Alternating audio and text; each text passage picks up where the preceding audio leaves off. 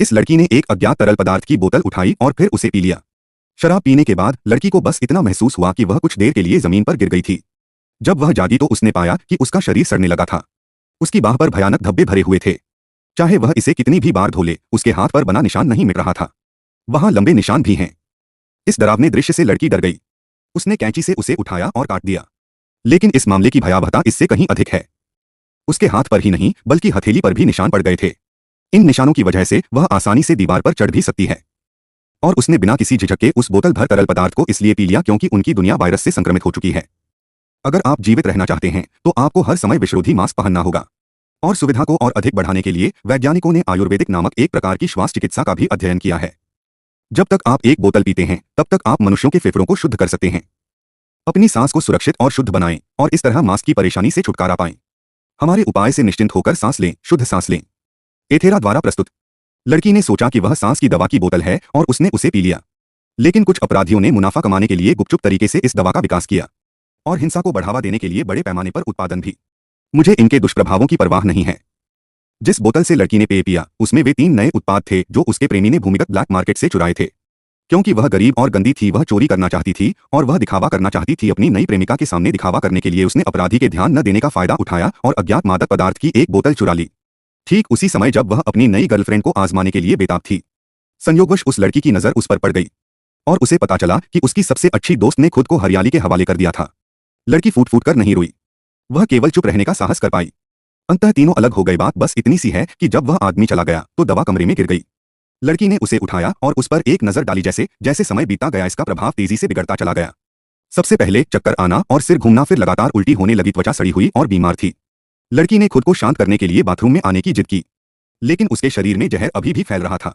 इससे उसे कष्ट हुआ और इस समय मादक पदार्थों के तस्करों के एक समूह ने उस बदमाश का पीछा करते हुए उसे घर में धकेल दिया।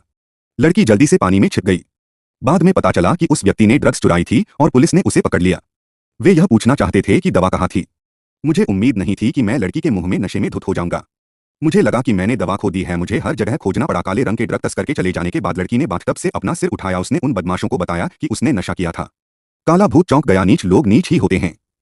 जब उसे पता चला कि लड़की ने नशीली दवा पी ली है, वह तुरंत लड़की को बताने के लिए दौड़ा। जाते समय उसने दरवाजा बंद करना नहीं भूला।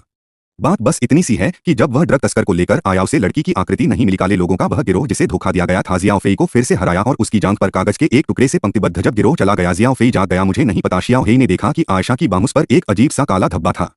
आयशा ने अनुमान लगाया कि यह हो सकता है दवा का दुष्प्रभाव। उसने दरवाजा खटखटाया और पूछा कि वह नीली औषधि क्या थी, लेकिन जियाओफेई को यह पता नहीं था। आयशा परेशान महसूस कर रही थी। अचानक उसने उसे मुक्का मार दिया। विशाल बल दरवाजा खुलने से रोक दिया। तुम्हारे साथ क्या गलत है? बैठ जाओ। इस समय सोलोमन के आदमी अभी भी विला में मौजूद हैं। वे दोनों बाथरूम की खिड़की की छत पर भाग गए। आयशा सीधे दूसरी तरफ कूद गई और जब ब्लैक पीछे की ओर गिरा तो वह लगभग गिरते गिरते बचा। सौभाग्यवश आयशा ने उसे नीचे खींच लिया। शरीर को स्थिर करने के बाद आयशा ने अपने हाथ पर लगे खून को हैरानी से देखा। उसे ऐसा लगा जैसे उसके अंदर कुछ फंस गया हो। इस समय निर्देशक ने प्लास्टिक के प्रेमी के लिए चावल का एक डिब्बा तैयार किया। वह कुछ ही कदम दौड़ा और फिर गिर गया। इस बार वह बच नहीं सका और सीधे जमीन पर ही उसकी मृत्यु हो गई। सोलोमन ने तुरंत उसका पीछा किया। तू मेरे साथ यह क्या हो रहा है? आपने कितनी मात्रा ली? मुझसे दूर हो जाओ। मुझे बताओ कैसे यह सब। कृपया आओ, मैं मदद कर सकता है। अज्ञात आयशा ने उस पर विश्वास नहीं किया। काउसों के घर की छत से सीधे मुझे लगा कि वह जमीन पर गिर जाएगा। किसने सोचा होगा कि वह सुरक्षित और स्वस्थ होगा? मेरी सबसे अच्छी दोस्त ने हलचल सुनी और दौड़कर मेरे पास आ गई। उसे इस बात की परवाह नहीं थी कि वह लाल है या सफेद। आयशा की नफरत ही जियाओफेई की मौत का कारण बनी। उसके शरीर की हलचल और उसके पीछे की खोज। आयशा के पास घटनास्थल से भागने के अलावा कोई चारा नहीं था। वह पूरे रास्ते दौड़ता रहा, बस सड़क की ओर भागा। मेरी मुलाकात एक ऐसे दोस्त से हुई जो अभी अभी पार्टी से निकला था। फिर वह बेहोश हो गया। वह आदमी आयशा को अपनी पीठ पर लादकर कार से बाहर निकल गया। आयशा को कोमा की हालत में सोफे पर लेटे हुए देखना।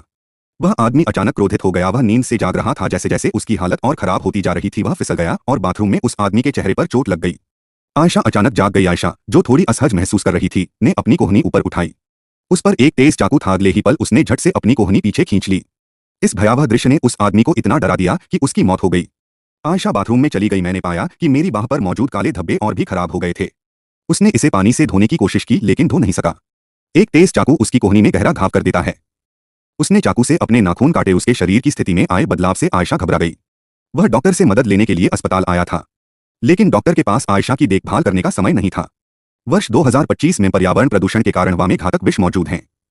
लोगों को नियमित रूप से वायु शोधन दवाएं खरीदने की आवश्यकता होती है। जीवन को बनाए रखने के लिए, लेकिन इस तरह की ऊंची कीमत आम लोग आप इसे वहन नहीं कर सकते। इसलिए अस्पताल वायु विषाक्तता से पीड़ित लोगों से भरा हुआ है। जब डॉक्टर ने आयशा का अजीब चेहरा देखा, उसे अलग करने के लिए सुरक्षा गार्ड को बुलाने से डर लग रहा था। आयशा तलवार और एक टांग लेकर भाग गई, लेकिन उसे अस्पताल की कोई परवाह नहीं थी। वह जल्दी से एक वार्ड में घुस गया। उसके दिल में एक चेहरा, उसने अपने हाथ पर एक सफेद कपड़ा पाया। बाप की तरह दीवार पर चढ़ते हुए उसने बिस्तर पर लेटी एक लड़की की तुलना दूसरी लड़की से की। लड़की बहुत सहयोगी थी। जब सुरक्षा गार्ड चला गया, बिस्तर पर लेटी लड़की ने आयशा को परी समझ लिया। बिस्तर पर पड़ी कमजोर लड़की को देखते हुए आयशा को दया आई। उसने अपने हाथों में मौजूद सारा प्यार और सुंदरता उसे दे दी, क्योंकि ऐसा लगता है कि उसे हवा की लत लग गई थी। आयशा के पास जाने के लिए कोई जगह नहीं है। अंत में उसे अपना सबसे अच्छा दोस्त मिल गया। उसके सबसे अच्छे दोस्त ने अब भी उस पर हत्यारा होने का आरोप लगाया। आयशा ने गुस्से में माइक्रोवेव का दरवाजा नीचे की ओर मोड़ दिया। आयशा फूट फूट कर रोने लगी। बसे अच्छी दोस्त हैरान रह गई। भी फोन की घंटी बजी। अचानक मुझे फोन पर सोलोमन की याद आ गई। इसका मतलब है कि मैं उसकी मदद कर सकता हूँ। आयशा अब यह जानने के लिए उत्सुक है कि इलाज कैसे किया जाए। हालांकि सोलोमन खुद का पीछा कर रहा है, लेकिन अब मैं बस इस जीवन के लिए आशा ही कर सकता हूँ। फोन रखने के बाद आयशा ने बिना किसी के हिस्से के स्टेक खाया। वादा किए गए स्थान तक खाओ और पियो। मैं नहीं जानता कि तुम कौन हो और मुझे परवाह भी नहीं है। मैं बस इस पर नजर रखना चाहता हूँ। आप अकेले हैं। यह किस तरह का दिखता है? आयशा कोमा से जागी तो उसने खुद को एक स्टूल से बंधा हुआ पाया, लेकिन उन्होंने आयशा के विकास को कम करके आका। जैसे ही उसके दिमाग ने काम करना शुरू किया, उसकी बाह लंबी हो गई और उसने आसानी से बंधन तोड़ दिया। खतरे में होने के बावजूद वह तीव्र भूख के साथ फिर से जाग उठी। उसने अपने बगल में रखे कच्चे मांस का एक बड़ा टुकड़ा उठाया और उसे निगल लिया। कदमों की आहट सुनते ही आयशा ने जल्दी से चाकू उठाकर खुद को खत्म करने की ठान ली। आप मेरे साथ क्या करना चाहते हैं? आपको शांत होने की जरूरत है। अब तो ऐसा है, मेरी त्वचा से बाहर निकल रहा है और मैं कच्चा मांस खा रहा हूं, जैसे कि ये आइसक्रीम हो। आपको इसकी आवश्यकता पड़ेगी। आपके शरीर में चयापचय असामान्य दर से हो रहा है। मुझे पहले से ही पता था कि वह अपनी चिकित्सा पद्धति में सुधार कर रहा है। मुझे यह भी पता था कि आयला ने अधपकी दवा ली थी। जब मैंने आयला का रूप देखा, इलिक ने दावा किया कि वह उसकी मदद कर सकता है। आयला को टीवी के जरिए दूसरे व्यक्ति की पहचान पता चल गई थी, इसलिए उसने बिना सोचे समझे सहमति दे दी। पुलिस ने उन दोनों को इलिक के हवाले कर दिया। इलिक उन्हें तुरंत अपने शोध केंद्र में ले गया और सुलेमान के आदमी हेजी उनका पीछा करते हुए यहां तक आ गए। प्रयोगशाला में इलिक ने आयला को बेहोशी का इंजेक्शन लगाया। उसने उसके शरीर की जांच शुरू कर दी। परिणामस्वरूप सभी लोग स्तब्ध रह गए।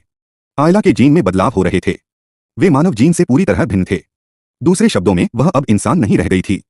जिस बात ने उन्हें और भी चौंका दिया वह यह थी कि इस अचानक बदलाव से आयला को प्रदूषित हवा के अनुकूल ढलने में मदद मिल सकती है। वह मास्क और दवाओं के बिना भी जीवित रह सकती थी। स्पष्टतः सुलेमान की चिकित्सा बहुत सफल रही। इलिक सोलोमन को ढूंढने के लिए बेताब था। उन्हें उम्मीद थी कि वे फॉर्मूला साझा कर सकेंगे और उनके साथ सहयोग कर सकेंगे। बेशक सोलोमन इससे सहमत नहीं होगा, क्योंकि चिकित्सा का अध्ययन करने का उनका उद्देश्य मानवता को बचाना था। वह सिर्फ एस्टेला कंपनी की तरह लोगों को मारना ही नहीं जानता था। असफल रहे इलिक दोबारा प्रयोगशाला में आए। उसने आयला को परीक्षा परिणामों के बारे में बताया। उन्होंने उम्मीद जताई कि आयला अगले शोध में उनके साथ सहयोग कर सकती है। वह आयला के शरीर में हुए आनुवंशिक परिवर्तनों की नकल करना चाहता था, एक नई दवा विकसित करने के लिए। नई दवा के सफलतापूर्वक विकसित हो जाने के बाद दुनिया बच जाएगी। हर कोई स्वतंत्र रूप से सामान्य जीवन जी सकता है। आयला यह सुनकर थोड़ी असमंजस में पड़ गई। आप सीधे सोलोमन से ही सूत्र क्यों नहीं पूछ लेते? लेकिन इलिक ने झूठ बोला कि सुलेमान को चिंता थी कि वह उसकी प्रयोगात्मक सफलता को छीन लेगा। आयला ने कहा, उसे अपनी बातों पर फिर से यकीन हो गया। उन्होंने बिना किसी झिझक के प्रयोग समझौते पर हस्ताक्षर कर दिए। जब उसने दोबारा आंखें खोलीं, उन्हें एक ऐसी प्रयोगशाला में स्थानांतरित कर दिया गया जो पूरी तरह से अलग थलग थी। लैब के बाहर इलिक अपने बॉस के साथ कुछ योजना बना रहा था, लेकिन आयला, जिसने अपने कपड़े बदल लिए थे, बहुत संवेदनशील थी। भले ही वह ध्वनिरोधक कांच से सब कुछ सुन सकती थी, इलिक उतना अच्छा नहीं था। सब कुछ लाभ के लिए था। उसने आयला का उपयोग करके एक भौतिक प्रयोग